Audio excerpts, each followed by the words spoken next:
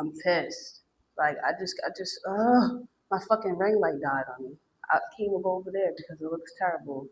Now I have to come over here in this corner with bubble baths over here. The thing I got from my whiteboard, my daughter uses it as a bubble. She just roams around the house and rolls like a fucking guinea pig and does a swirly thing. But anyways, let's go everybody's good stuff. You know what, cut. I love you too. My name is Sanami, 20 something years old, and I don't know how to build relationships. This is a confession. I know I don't need your judgment. I don't know how to build relationships. And I know I had relationships in the past, family, platonic relationships, but I'm a different person than what I was before than I am now. And I'm not saying I'm bad at maintaining it. It's just I have a low tolerance for bullshit. Let me explain.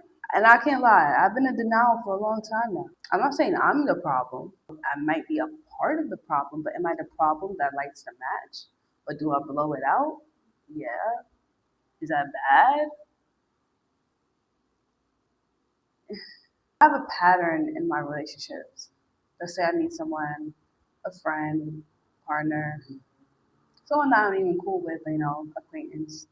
Things are good at first, everything goes by smoothly. And I'm the type of person, if I like your energy, I could read energy. It only takes about one or two conversations for me to feel you out. But if you pass the feeling out period and then you switch up and do some weird shit, that's an automatic cutoff. And the thing about me is I don't explain myself. It's either I'm all in or I'm all out. And if I'm all out, you're gonna know I'm all out. You won't have to second guess anything. If I fuck with you, I fuck with you. If I don't fuck with you, you're gonna know. So let's say I meet somebody, we click, and then, we cool. I'm the most present, the most giving, available person they'll ever met. They're realist. And I'll show up. And then one or two things happen. They either get in their fake bag and then I cut them out. I start feeling suffocated. Like you're trying to be a clone of me. You're studying me. I don't like that feeling. You ever been like cool with somebody and then next thing you know, they're their own person and that's kind of the reason why y'all click.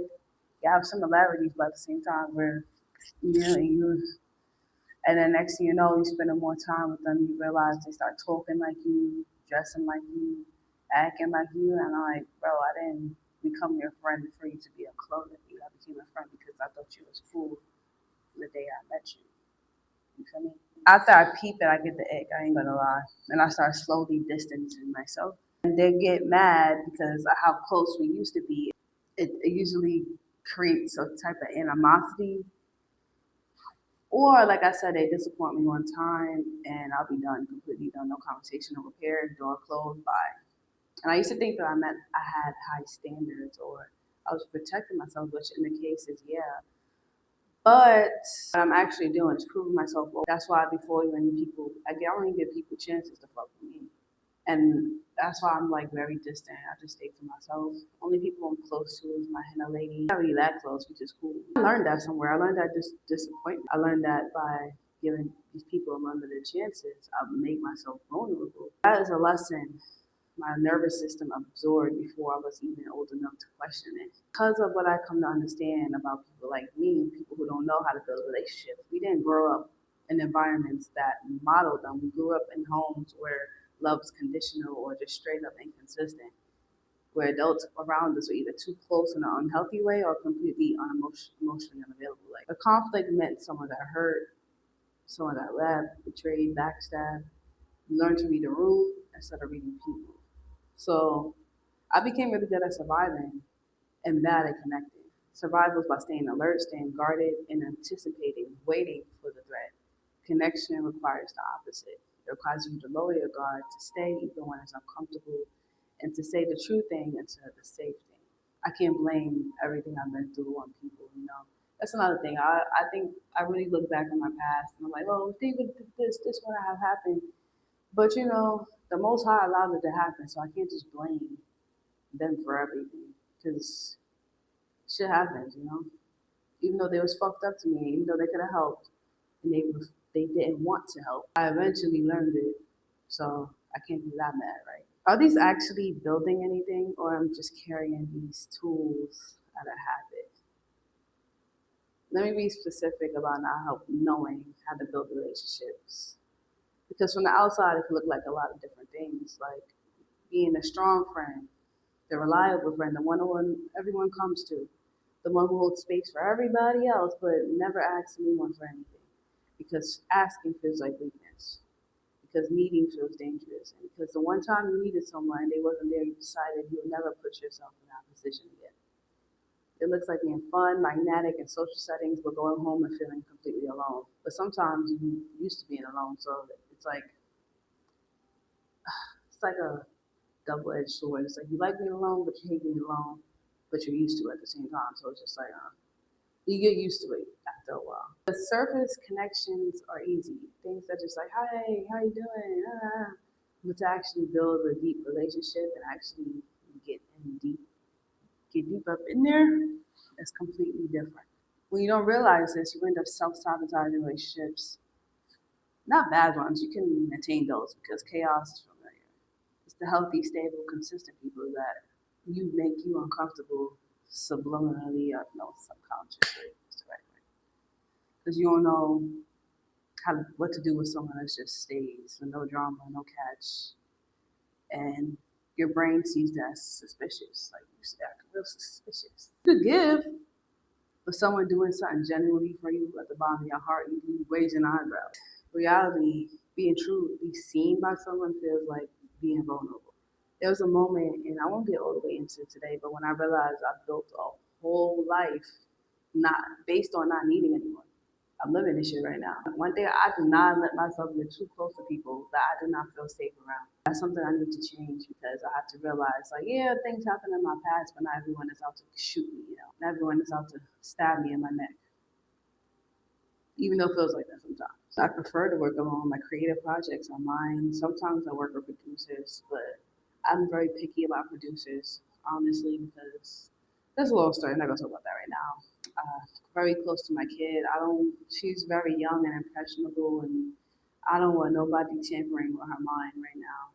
I feel like it already has been tampered with in public school, so I'm trying my best to reverse the damage. If you can. My business is my own. My name is on everything and also not on everything by choice and for other reasons. I told myself I was independent, I was self-sufficient, I was enough. But genuinely is I'm not taking that away from myself yet. It was weird. I built a life with no doors, no entries, no place for anyone to come in close enough. Because no one gets close, then no one can leave and take everything that I had. Me being the only child, I guess I'm at peace with my loneliness. But I think of myself, my daughter's gonna grow up.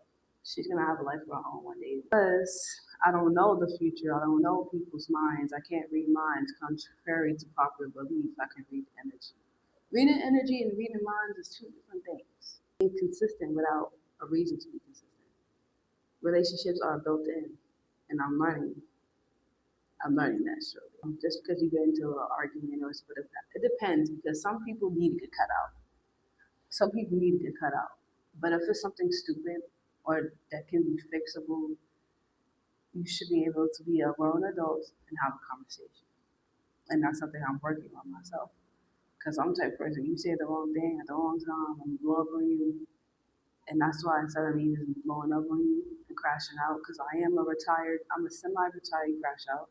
I can admit my faults. Instead of me just going straight on your ass, I'd rather just cut it off. Like, if you care about somebody, you have to get your point across without just poking the knife in and saying, I'm going to skin you. I'm learning to ask for things, small things, things I used to cringe saying out loud. Like, it still makes me. I'm learning that knowing or getting to know people is the point, and that vulnerability that I've been avoiding my whole life. That's not a side effect of bad connections. It is connection, I guess. And I'm learning to let people be human. My zero tolerance for disappointment was really just a way to keep everyone at arm's length with justification.